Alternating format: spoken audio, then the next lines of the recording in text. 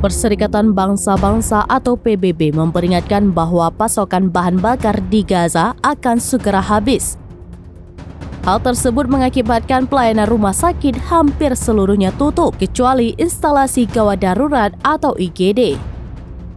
Seiring beberapa negara di seluruh dunia menyerukan jeda kemanusiaan dalam upaya menyalurkan bantuan yang sangat dibutuhkan ke Gaza, PBB telah memperingatkan Gaza akan kehabisan bahan bakar pada Rabu 25 Oktober malam.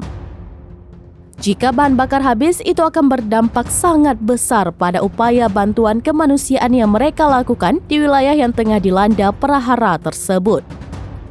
PBB menekankan pentingnya pengiriman pasokan bahan bakar ke wilayah itu demi memastikan warga mendapatkan air minum yang bersih, layanan rumah sakit tetap buka, dan operasi bantuan dapat terus berlanjut. Menipisnya pasokan bahan bakar di Gaza memicu kekhawatiran mengenai dampaknya terhadap layanan kesehatan. Badan-badan PBB lainnya memperkirakan bahwa sepertiga rumah sakit di Gaza dan hampir 2/3 klinik layanan kesehatan utama ditutup karena kerusakan atau kekurangan bahan bakar. Wartawan BBC di Gaza, Rushdie Abualov, mengatakan rumah sakit kini telah menutup hampir semua layanannya kecuali instalasi gawat darurat. Akan tetapi, fasilitas penting seperti unit dialisis masih beroperasi, kendati dengan perawatan yang sangat minim. Sebelumnya, Kementerian Kesehatan Palestina mengatakan 436 orang tewas dalam 24 jam terakhir, imbas dari serangan udara Israel yang terus berlanjut. Israel mengatakan pihaknya menargetkan infrastruktur Hamas dalam serangannya, termasuk terowongan.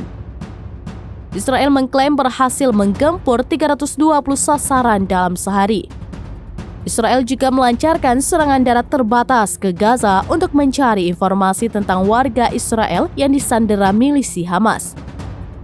Badan PBB untuk pengungsi Palestina mengatakan situasi di Gaza Selatan sangat buruk, sehingga beberapa warga sipil memutuskan kembali ke tempat tinggal mereka di Gaza Utara setelah diperintahkan untuk mengungsi ke selatan oleh Israel.